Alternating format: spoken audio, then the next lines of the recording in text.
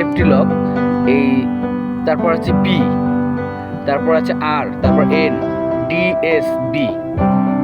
ঠিক আছে, এখন আমরা এই যে এটা আমরা গাড়িটা, এটা গিয়ার লিভার, এটা আছে শুধু পিতে দেওয়া, মানে পি মানে পার্কিং, পি মানে পার্কিং।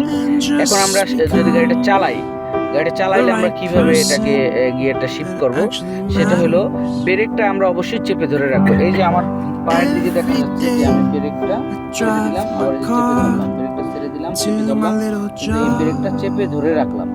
ব্রেকটা চেপে ধরে রেখে আমি এই গিয়ারে হাত দিলাম।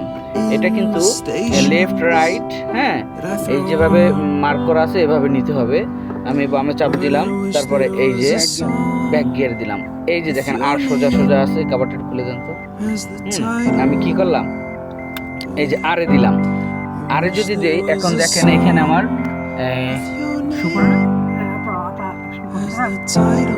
এই যে আরে আছে, কিন্তু লাইটিংটা জ্বলছে না, রাতের বেলা ভালো জ্বলে।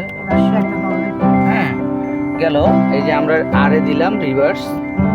এখন যদি আমি ব্রেক চেপে ধরেই রাখছি, এই ব্রেক ছেড়ে দেওয়া যাবে না। ব্রেকটা যদি আমি এখন ছাড়ি, তাহলে গাড়ি আমার পিছনে চলে যাবে। কেমন? পিছনে চলে যাবে। তারপরে এখন পিছনে চলে যাওয়ার আগে আমার আরেকটা কাজ আছে। এখানে হ্যান্ড ব্রেক আছে, এটা হলো এই যে পায়ের সাথে দেওয়া। এটা যদি একবার পুশ করি তাহলে হ্যান্ড ব্রেক হবে, আর একবার ব্রেকে চাপ দিলে হ্যান্ড ব্রেক ফ্রি হয়ে যাবে। তো গেল আমরা হ্যান্ড ব্রেকের কৌশল এবং আর এর কৌশল জানলাম। তারপরে আমরা যদি আসি নিউট্রাল, এভাবে আমরা শুধু কিন্তু ব্রেক ধরে রাখবো। একটা কথা হচ্ছে ব্রেক ছাড়া যাবে না, ব্রেক ধরে রাখতে হবে। এখন এন পর্যন্ত আসছি, আমরা নিউট্রাল পর্যন্ত আসছি।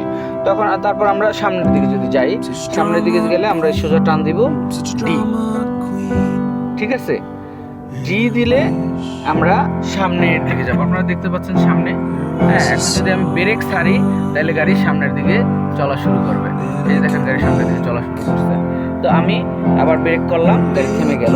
এরপর আছে এই যে এস, বি এর পাশে এস, এস দিয়ে স্পেশাল পাওয়ার। ঠিক আছে, হ্যাঁ, স্পেশাল পাওয়ার আপনার কখন লাগবে, আপনি যদি কোনো উঠোন্তি মানে পাহাড়ি ঢালু রাস্তায় ওঠেন, বা আপনার গাড়ির মনে হচ্ছে শক্তি পাচ্ছে না ঢালুতে, তখন আপনি এসে দিবেন, তখন আপনার পাওয়ারটা কি হয়ে যাবে, ডাবল হয়ে যাবে, স্পেশাল পাওয়ার চলে আসবে, তখন আপনার পাহাড়ে উঠতে আর অসুবিধা হবে না। এখন তারপর দেখেন এই যে বি দিয়ে আমরা কি করব, বি হেভিকেল দিয়ে আমরা বেশি ওভার শক্তিটা নিব।